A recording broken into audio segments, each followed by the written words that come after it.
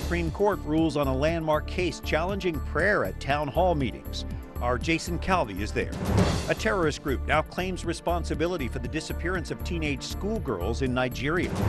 As the UN hammers the Vatican about its handling of sex abuse, a special commission addressing the issue wraps up its meetings at the Vatican. And Italy's March for Life draws tens of thousands of pro-lifers to Rome. Those stories and much more just ahead on EWTN News Nightly for Monday, May 5th, 2014.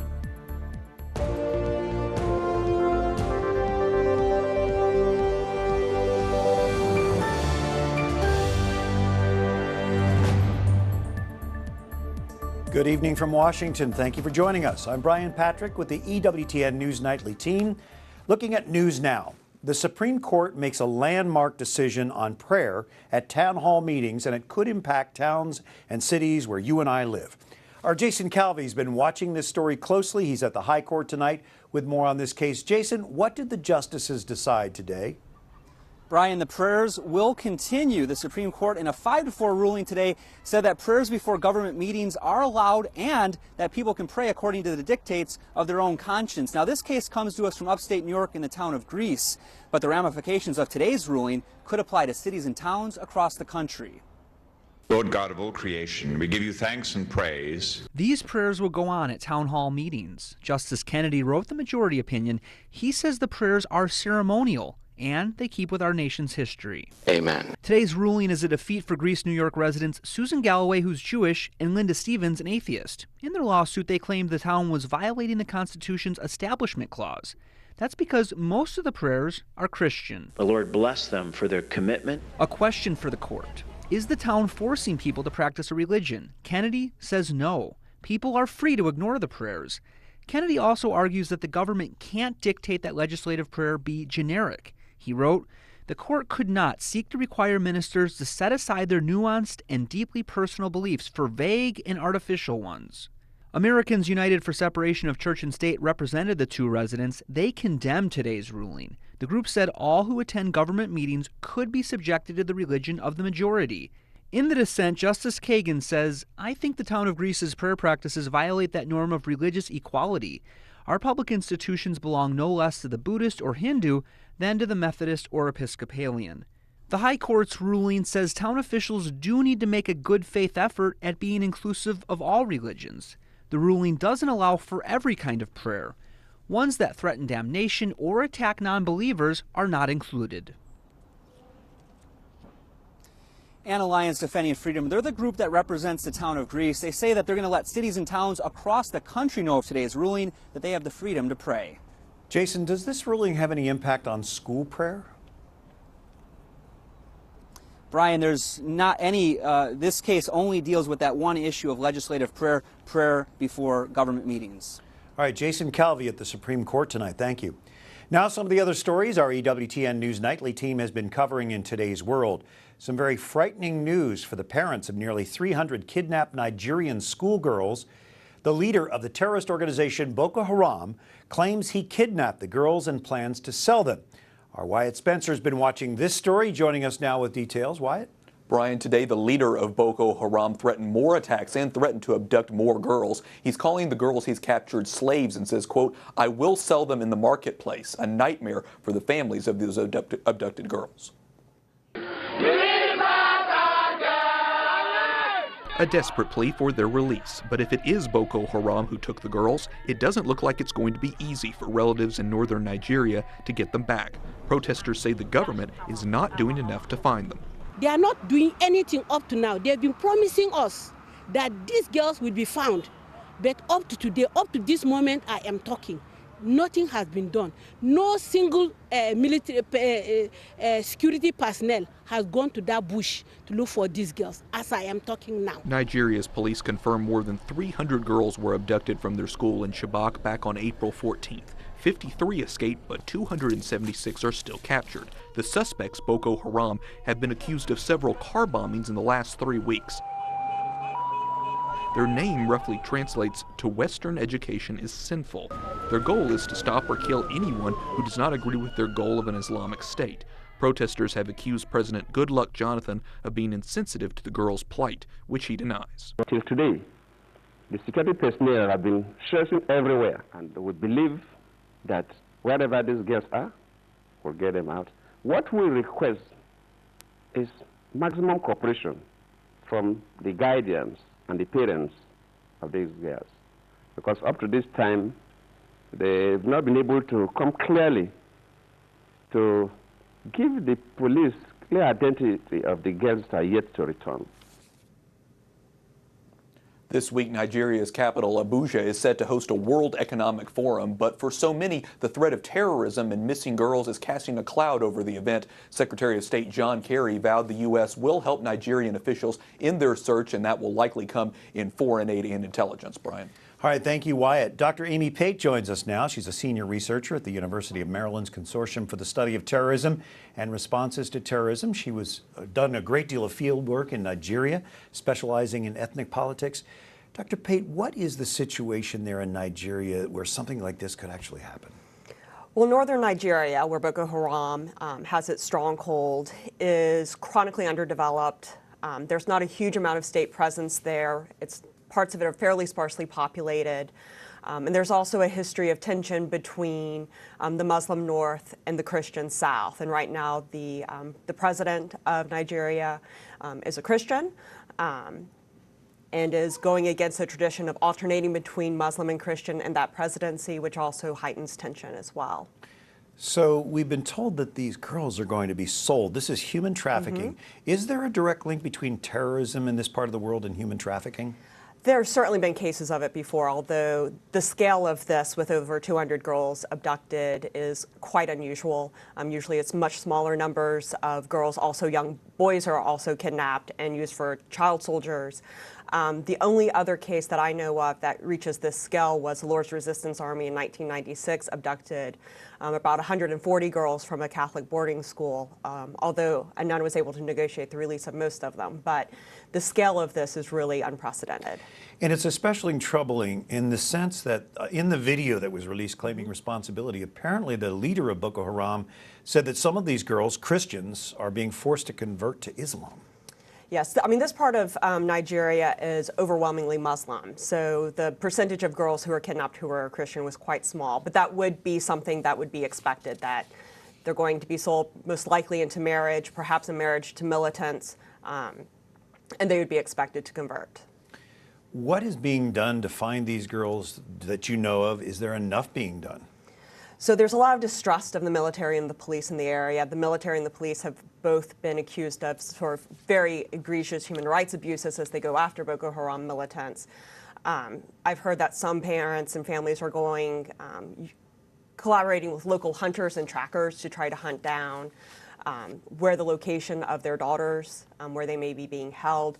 There's talks that some of them have already been moved out of the country. So Nigeria is also working with the Cameroonian authorities, especially to see if they can help. But it's very hard to coordinate on the ground. And there's fear that Boko Haram has infiltrated both military units and police units in this part of Nigeria, which makes it even more difficult. Very frightening. Dr. Amy Pate, thank you for joining us with your insight tonight. Well, more violence in Ukraine. Several officers are dead and dozens wounded in gun battles with pro-Russian militants. That's according to Ukraine's interior minister. The violent confrontation took place in the eastern city of Slavyansk. It's at the heart of the uprising in East Ukraine against the central government in Kiev. Witnesses report gunfire and multiple explosions in and around this city of 125,000. In another strategic move, the Ukraine government reportedly sent an elite National Guard unit to reestablish control in the southern port city of Odessa. The twin moves reflect an apparent escalation of efforts to bring this region back under Kiev's control. Tragic news further east in Afghanistan. People living in a village are searching for survivors of a landslide that killed hundreds of people. Around 700 families have been displaced by the torrent of mud that swept through their village. Afghan President Hamid Karzai designated Sunday as a day of mourning for the hundreds who died. Authorities still don't have an exact figure on how many people perished, but estimates have ranged from 250 to nearly 3,000. A strong earthquake shook northern Thailand and Myanmar this morning, smashing windows, cracking walls and roads, and damaging Buddhist temples. A shopping mall in northern Thailand was evacuated after the 6.0 magnitude earthquake began to shake the building. No casualties have been reported. One of America's iconic sporting events happened this weekend. California Chrome pulled away down the stretch to win the 140th Kentucky Derby Saturday at Churchill Downs. Jockey Victor Espinoza made a decisive move, quickly sprinting clear. In a game dominated by millionaires and billionaires, this was a victory for the little guys. Owners Perry Martin and Steve Coburn bred an $8,000 mare with a $2,500 stallion to win the world's most famous race with their one-horse stable. This year's Derby drew almost 165,000 people, the second largest attendance in that 140-year history. Well, it's an annual black tie evening here in Washington that leaves everybody, including the president, laughing usually at themselves. Journalists, politicians, and media personalities rubbed shoulders at the White House Correspondents Association dinner. On Saturday, the host, actor, and comedian Joel McHale took a few jabs at the audience. President Obama also had some one-liners, even about his own health care rollout. In 2008, my slogan was, "Yes, we can." In 2013, my slogan was, "Control, Alt, Delete." This celebrity-packed annual dinner helps raise money for college scholarships. Coming up, the Vatican Commission on Abuse wraps up its meetings, and the UN continues grilling the Vatican about sex abuse.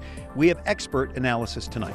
Also, Pope Francis celebrates a massive Thanksgiving for the canonization of Pope St. John Paul II at the Polish National Church in Rome.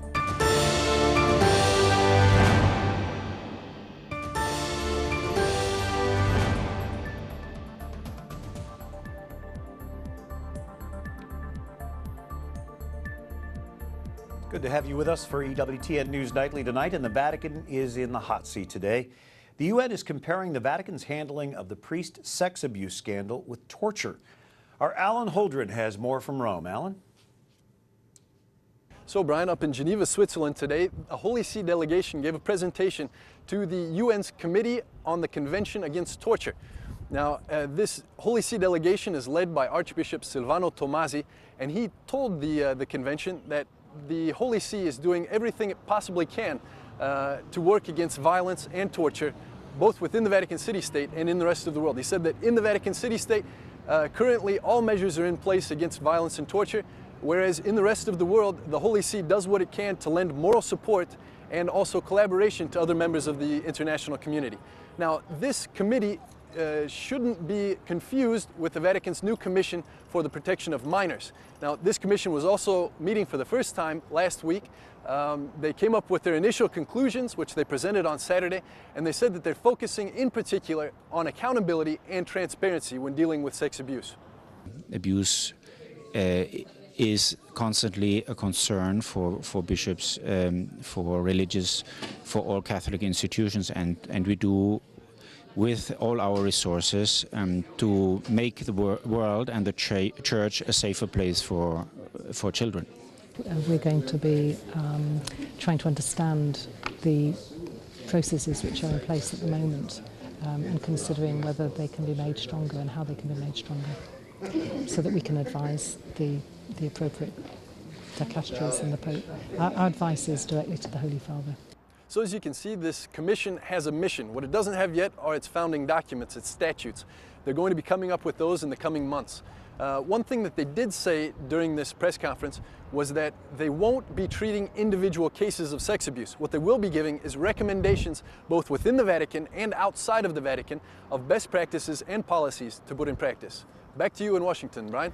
All right, thank you. Alan Holdren, our Rome correspondent. We have Maureen Ferguson now of the Catholic Association with us. Maureen, this new Commission for the Protection of Minors just wrapping up its first set of meetings. How significant is this commission and the work it's doing? Well, of course, Pope Francis has said that the protection of children is a real priority for him. And as we've seen, and as Pope Francis has said, no one has done more than the Catholic Church in terms of instituting new child protection policies. The protocols are extensive, and they're now considered the gold standard with respect to child protection.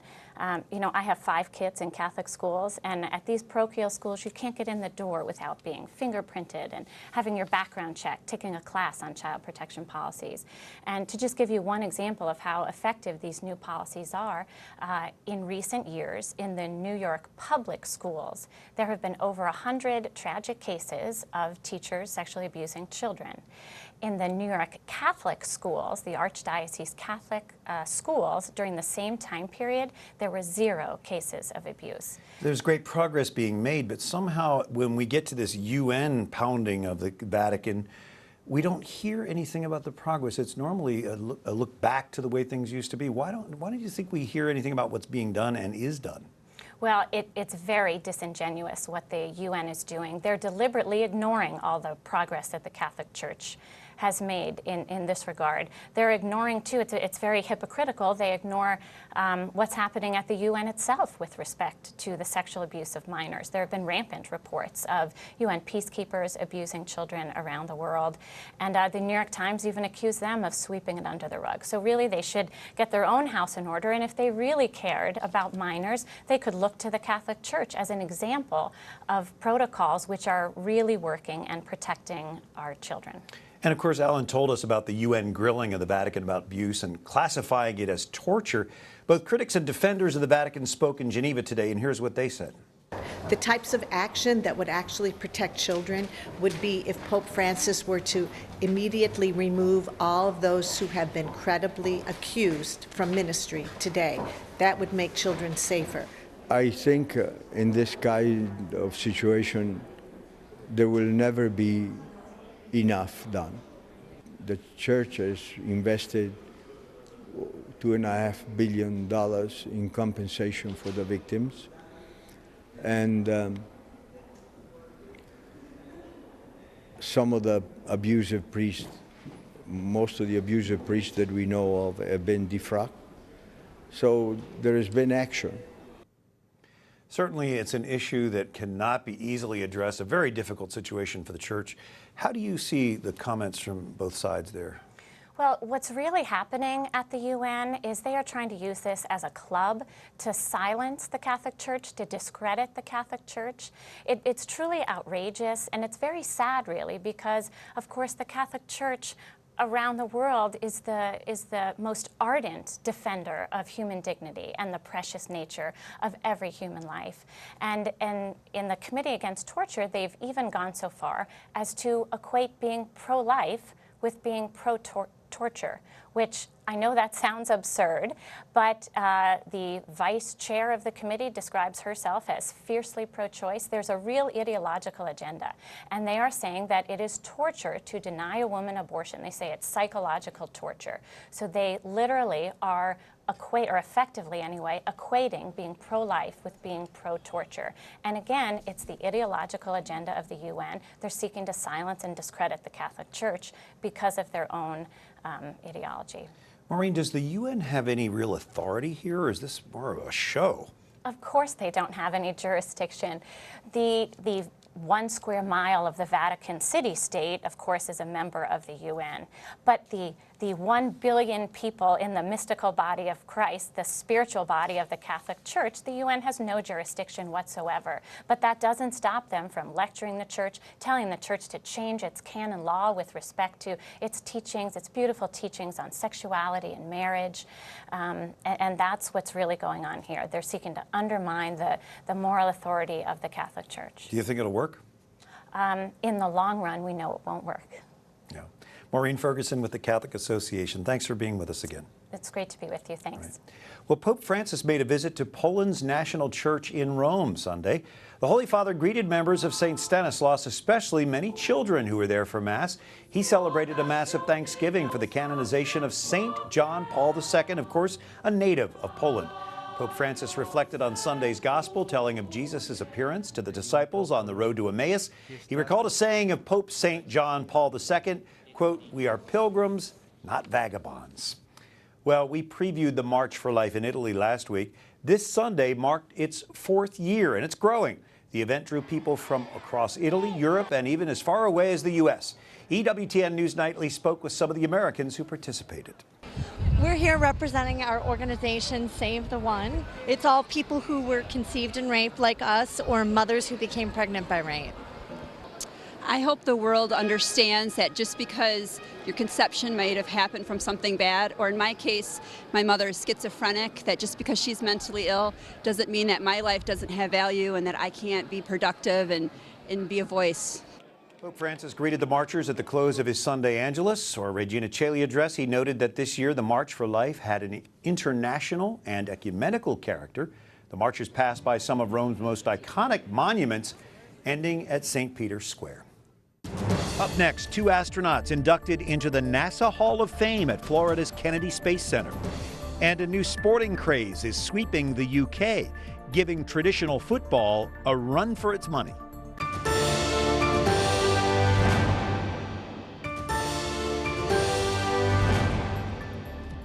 Thank you so much for joining us on this 5th day of May, a Monday.